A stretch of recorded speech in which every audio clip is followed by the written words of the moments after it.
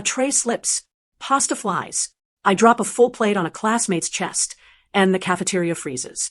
He stares at my cheek scar, then at my shaking hands. What happened next will shock you.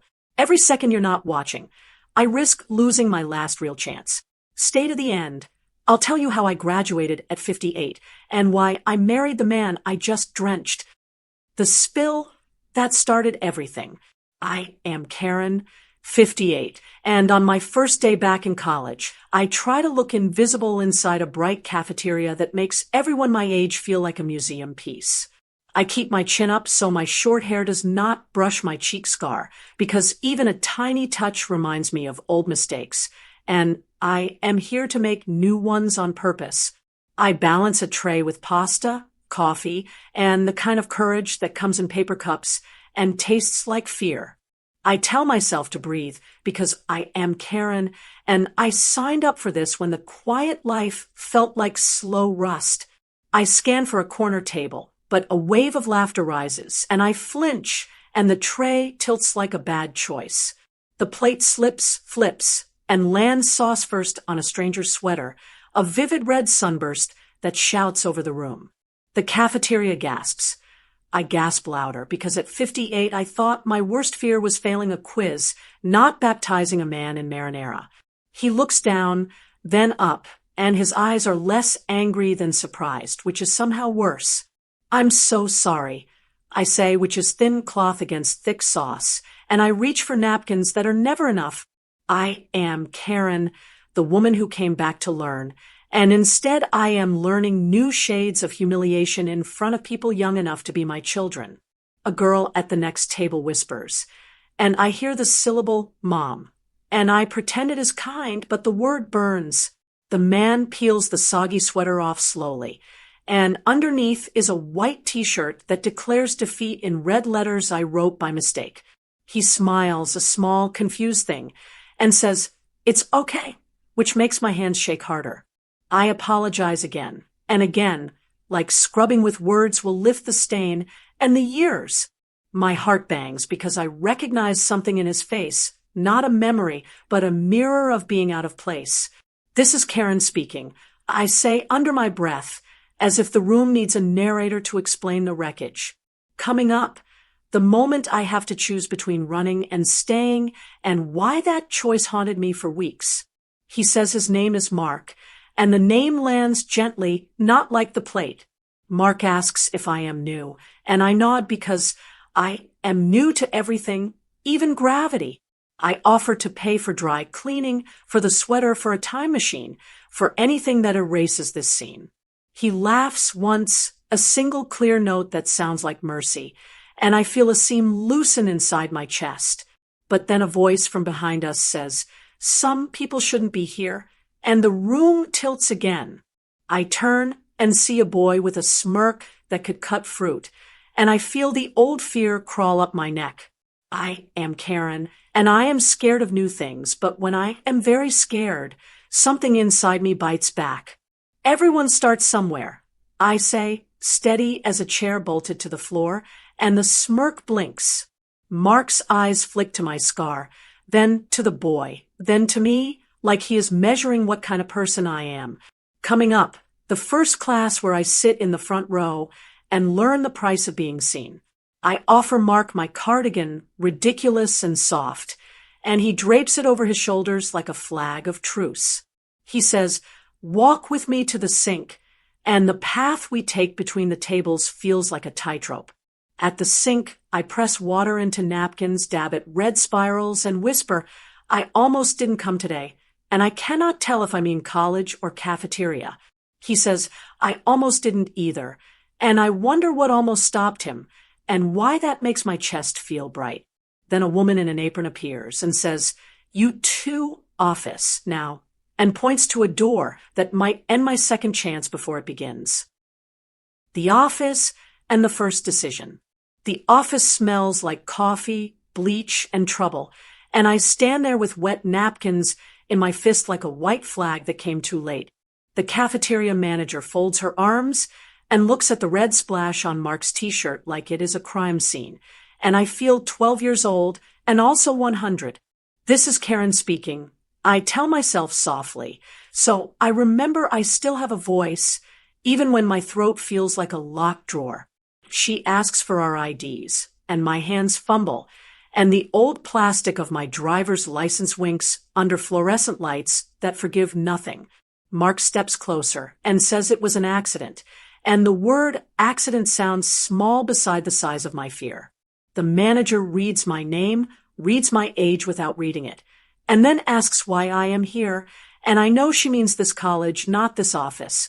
I say, to start over, and the room goes quiet, as if starting over is a loud thing that must be heard in silence. There is a form, and the form wants boxes checked, and one box says incident, and another says reported, and I wonder if there is a box for redeemed. I sign where I am told, and I feel the pen drag like a slow car on ice, and I remember my cheek scar and the night that made it. This is Karen speaking. I think again, because if I stop saying it, I will become only the mistake that just happened. The manager says we can go if we agree to attend a safety briefing, and the words safety briefing taste like school within school, like a maze that keeps adding walls. Coming up, I will sit in my first class and learn whether I am a student or a story people tell at lunch. But now the manager asks me one more thing, and her voice is not cruel, just sharp like a blade meant for rope, not skin. She asks if this place is really for me, and the question lands like a dare across a thin bridge. I feel heat rise, but I also feel the old habit to nod and retreat, because retreat has been my religion for years. Mark looks at me, not to answer for me, but to hold the space where an answer could be brave. I say, yes, it is, and my voice is quiet, but it is not small, and it fills the space between us and the door. The manager studies my scar, then my short hair, then my stubborn chin, and she nods once like a judge who sees a point made. She hands me a card with a time for the briefing, and I take it like a ticket to a movie where I might still be the lead. Outside the office, the hallway feels bigger, as if the building itself exhaled when I did not break. Mark laughs softly and says he has a spare hoodie in his car, and the normal sound of that sentence makes me want to cry for 5 seconds. I ask him why he almost did not come today, and he says, long story, and I say, I have time, and we both know that is not fully true. Coming up, the first class will test my hands, my heart, and the story I tell myself when doors close. We walk past tables where eyes pretend not to follow, and I feel the rumor forming behind us like a shadow that learns to walk. This is Karen speaking. I say out loud this time. And Mark smiles like he gets it, like he knows the trick of staying present inside a storm.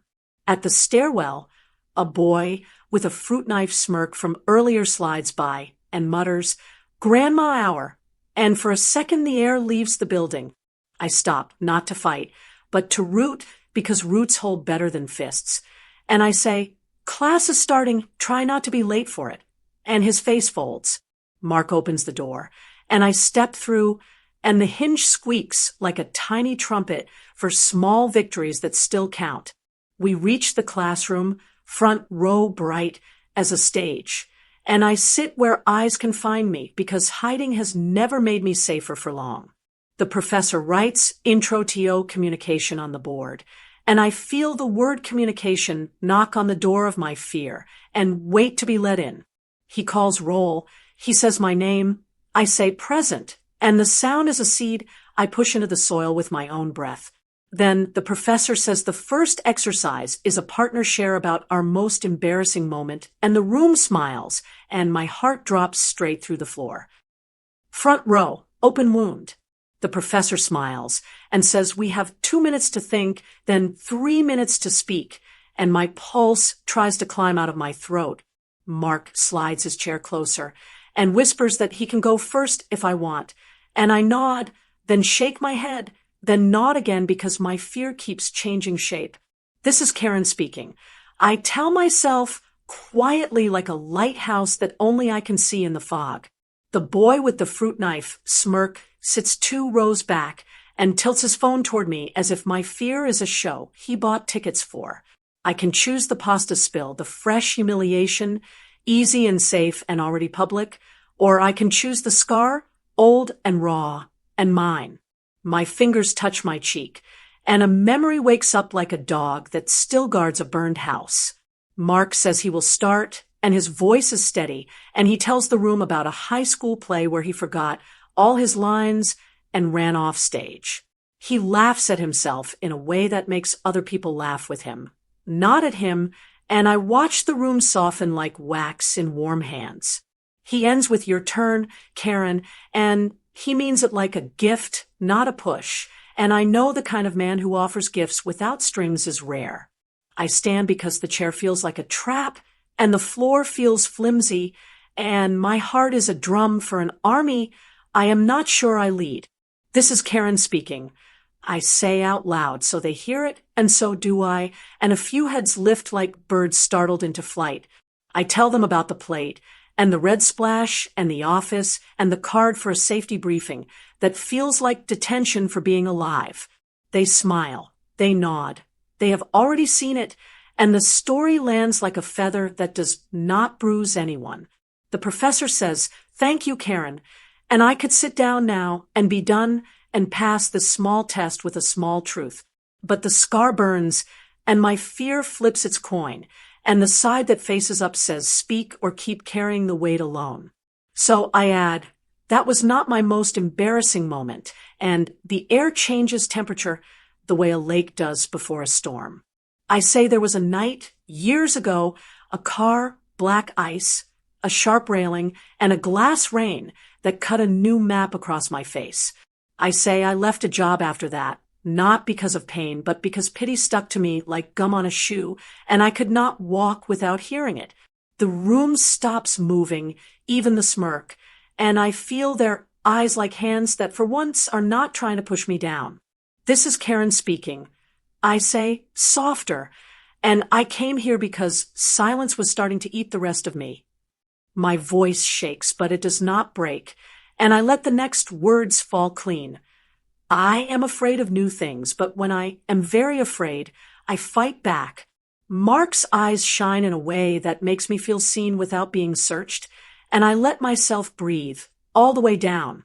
Coming up, I will find out if this room keeps me or spits me out, and I will not be the same either way. The professor thanks me again, slower this time, and he says the next step is a quick impromptu talk at the front. 1 minute, no notes, volunteers first. The smirk boy shoots his hand up, walks past me, and says into the room, "Some people think age is a superpower, but it's just lag." And a few small laughs break like cheap glass. He sits, he smirks, and I feel the old instinct to shrink to the size of a whisper and hide inside my sleeve. This is Karen speaking. I answer in my head, and I lift my hand, and the professor nods. And now my shoes are carrying me to the front like they know the way. I face the room, I meet the smirk with a steady look, and I say my topic will be simple. How to start when you are not the right age, the right shape, the right noise. I tell them a start is not a door. It is a step. You do not need permission. You need weight on one foot and then the other, and the rest is momentum. I say I am 58, and I am starting, and that means the story is not over until I say it is, and my voice lands like a small hammer on a small nail and holds. Silence, then a slice of applause from one corner, then another, then the room, and I feel something inside me sit up straight for the first time in years. The professor opens his mouth to speak. The door opens behind him, and a man in a blazer steps in with a file, looks at me, and says my name like he already knows my worst day. Safety briefing, unsafe truths. The man in the blazer says, "Karen, with me," and the class murmurs like a tide that does not care who it drags. I follow him down a hall that stretches longer than it should, and my breath counts doors like mile markers. This is Karen speaking. I tell myself so I do not become only the person being led somewhere again. He introduces himself as Dean Alvarez, Student Conduct and Safety, and his file looks heavier than paper. He says we can talk during the safety briefing, since I have to attend anyway, and I nod like I have agreed to a weather report.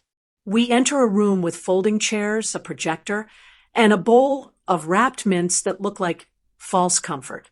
A dozen students trickle in, and with them, Mark, hoodie on, eyes finding mine like a handrail in a stairwell. Alvarez starts the slide deck about exits, alarms, drills, and the phrase run, hide, fight, which lands in me like a dare. Every bullet point is neat and bright, but I feel messy inside, like a drawer that never closes right.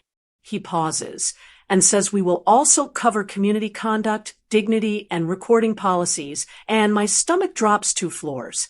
He clicks to a slide that says do not record to humiliate, and the room shifts as if some people have already done it. This is Karen speaking. I whisper because I need to be louder than the echo of that rule in my own head. Alvarez says there was an incident in the cafeteria, no names, but the description is mine, and the red splash is mine, and the heat is mine.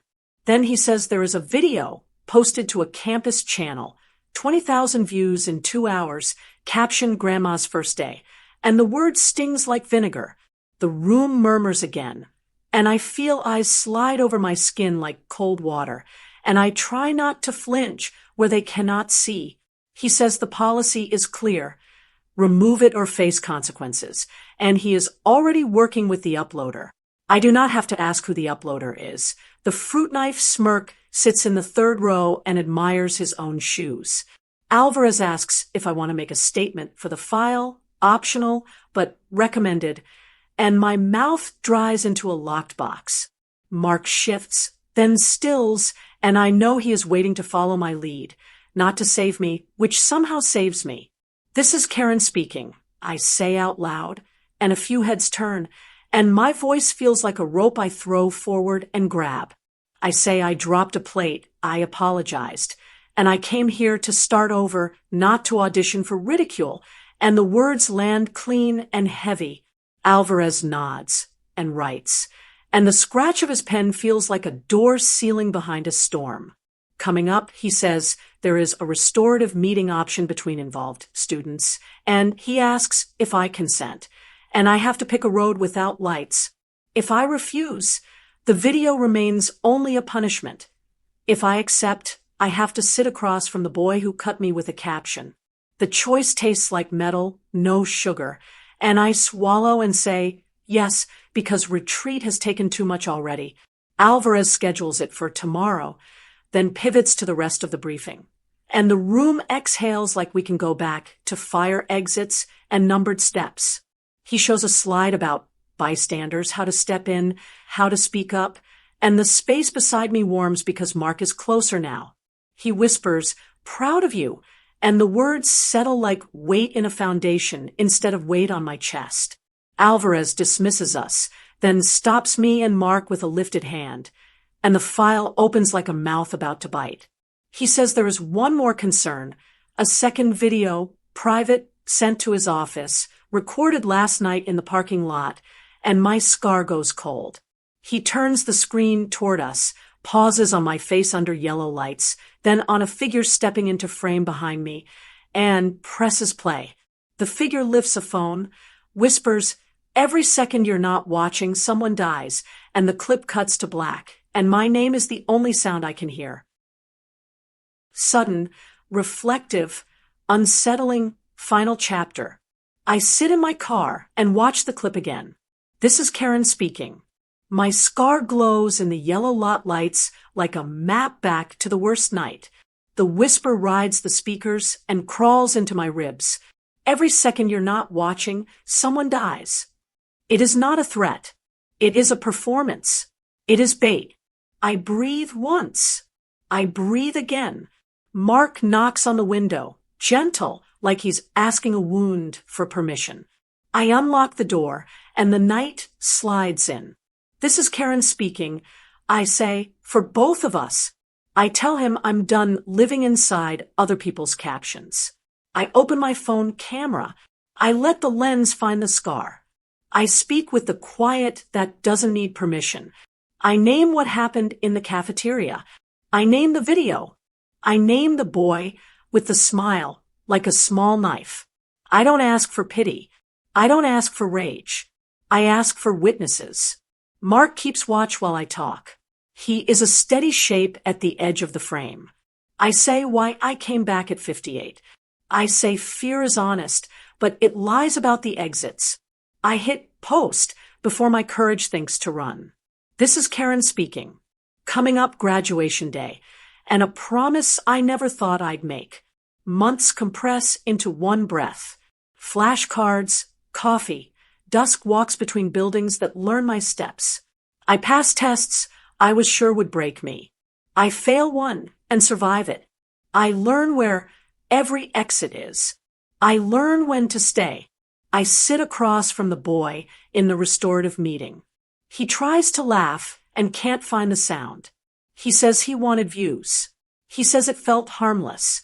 I tell him it wasn't, and I don't raise my voice. Alvarez nods, slow, like a door closing right. The video comes down. Mine stays up.